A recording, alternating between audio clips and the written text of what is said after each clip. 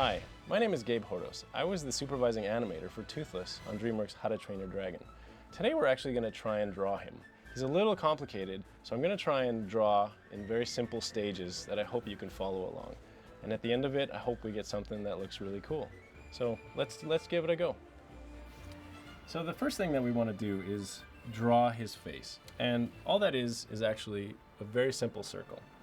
We don't really see too much of the character yet, so what we're going to do is start to throw in some of the elements that make him look like Toothless. We're going to just quickly throw in his ears, because his ears actually were a huge part of his iconic shape. You know, when you have a character, you really want people to recognize who they are right off the bat. And Toothless's head and his ear structure is really a big part of who he is. So once we get the ears right, it starts to describe this iconic shape that we've all started recognizing Toothless as. So if you can get those two shapes down, the ears and the circle for the head, I think we're well on our way to creating Toothless. So the next thing to focus on is his neck. So what we're going to do is draw a really straight line, and the other side should be a nice half circle. And what this does is it gives you a very strong, muscular, powerful neck. Now you can start to see a recognizable shape. The next part we're going to try to figure out is how to draw his body and his arms. Now what we're going to do is we're going to draw a line continuing from the neck and draw it about double the position of where that neck ended. That's about the right length for his front leg. And then as we do that, we're going to draw the back shape. And as we did the neck, where the one side has a curve and the one side has a straight line, we're going to do a similar thing for his back. And this might seem complicated, but if you just get that shape working, we're going to be totally on par with how Toothless looks. So it's that half circular shape that's going to start describing who he is. And then this is going to be the ground. Now Toothless has huge wings. They're like 3 times the size of his body. And his wing always has a shoulder, which is this little thing, this little half circle here, which goes into a little bit of a straight line. And then his elbow, just think of it like a real arm, where you have your shoulder and you have your elbow, and it bends into his wrist or his fingers. And then that actually curves all the way back,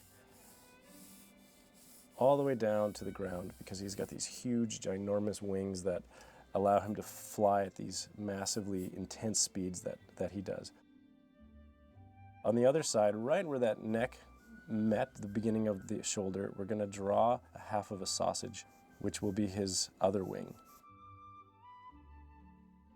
The next thing to do is to figure out his tail. His tail is the most important part of his body, the most important part of him being able to fly. And we're going to draw the part that's actually broken. So let's be careful when we draw that tail fin. You know, put a little extra care, because it's a sensitive part for Toothless. It probably hurts just a little bit. So as we draw these very simple roundy shapes, we start to see the formation of the tail. So if we can get this shape to work, the rest of the stuff should now fall into place within the character. Now the next part that makes him very recognizable is his eyes. The eyes of Toothless are so important. They're probably the most important part of the character. This is where the life and the charm comes from. His eyes are actually quite low on the structure of his face, which he needs it to be in order to fly at these breakneck speeds. He needs his eyes to be the furthest part out so that he can see everything. There's no nose in the way. There's nothing in the way of keeping him from his target. Now let's move to the horns. And the horns are these little shaped things on the side of his face that we started to use as sort of receptors for this sonar type bat-like sense that he has and all dragons have as they're finding their way home.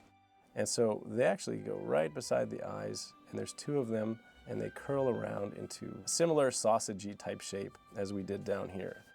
And then maybe on the other side, let's just draw 1 as if we can't see them both. Now let's concentrate on the nose. We'll draw a little circle and another little circle, and then we'll draw the nostril. As we draw his nostril, we just want to find the half point of that circle and then just draw a nice little shape like that, which then now will have a little side on it.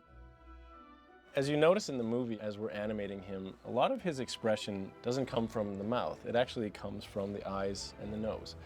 There's a lot of little things he does, little twists and turns, and those little things just go so far to making this guy super adorable and believable. So as we draw the bottom side of his face, we're not actually going to concentrate too much on a mouth. We're going to draw a very small of a mouth right there. Really little tiny shape, just to, you know, fill it out. The next thing you want to do is draw his pupils. His pupils are actually quite square. You'll notice they're not perfectly round. Throughout the movie, they actually change shape. When he's angry or intense, we tried to keep them really thin. And as he becomes more friendly with Hiccup and becomes best friends with Hiccup, we started to dilate them and make them a little bigger. And this just makes him that much cuter. He's got a hint of an eyebrow, which are more of a mass of muscle that would just squish down his eyes when he has to get intimidating. But when he's happy or friendly, we didn't really do too much with them. We just let the shape of his eye do subtlety for his emotions. All we have to do now is start to fill in the blanks. On the top of his head, there are some little spikes. He's got, I'd say, 5 or 6 little spiky type things. Another little thing that we always tried to do was have a very subtle difference in the shape of these top horns. One is a little bit taller than the other so that they didn't twin or they didn't look exactly the same. A lot of the shapes that we chose with Toothless were slightly off angle. So one thing was usually taller than another, one thing was shorter than another. All we have to do now is start to fill in the body. So let's draw the legs, and as we come down all the way, we'll draw the ground and his toes. And then we'll start to draw in his front leg. So now we're going to go up and we're going to try find a halfway point, which I think if you draw from the nose down, you're going to come to the center of his torso. And from there, we want to start to figure out where his other arm would be, which is going to come in. We're going to draw it into a little bit of a relaxed, slightly off the ground shape. So now we have the idea of one leg and the shape beginning for the other leg. And we're going to fill in this other leg here.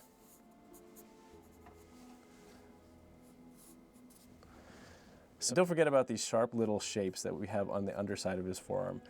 They just make him look cool.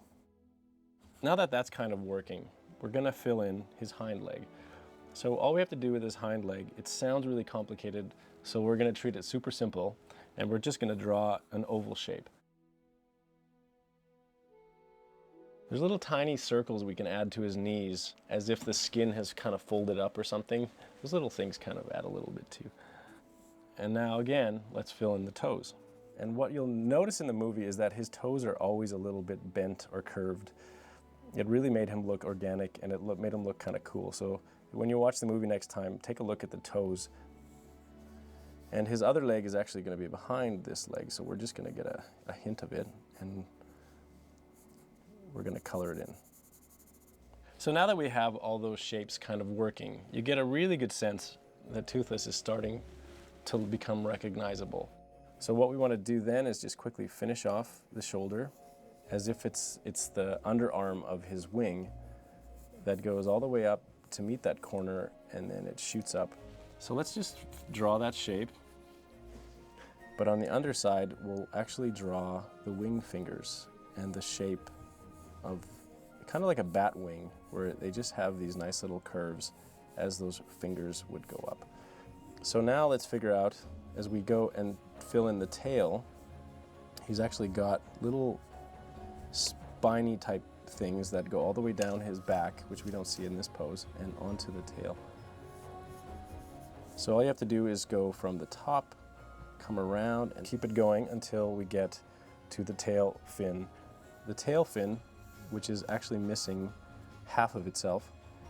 And what we're going to do is we're just going to draw a bunch of inverse sort of circles.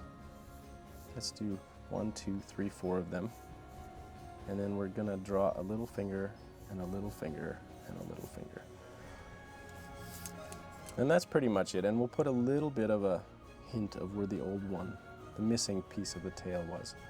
So that pretty much is how I would draw Toothless. He's a little bit complicated, so if your drawing doesn't look quite like mine does, I mean, mine doesn't really look like him perfectly either. He's a little tricky to draw, but if you get the eyes and the ears right and the shape of his wing and his tail in there, I think it just feels like him. On behalf of all the animators that worked on him, we're so happy that you love him and keep drawing him because it's really cool to see. Thank you.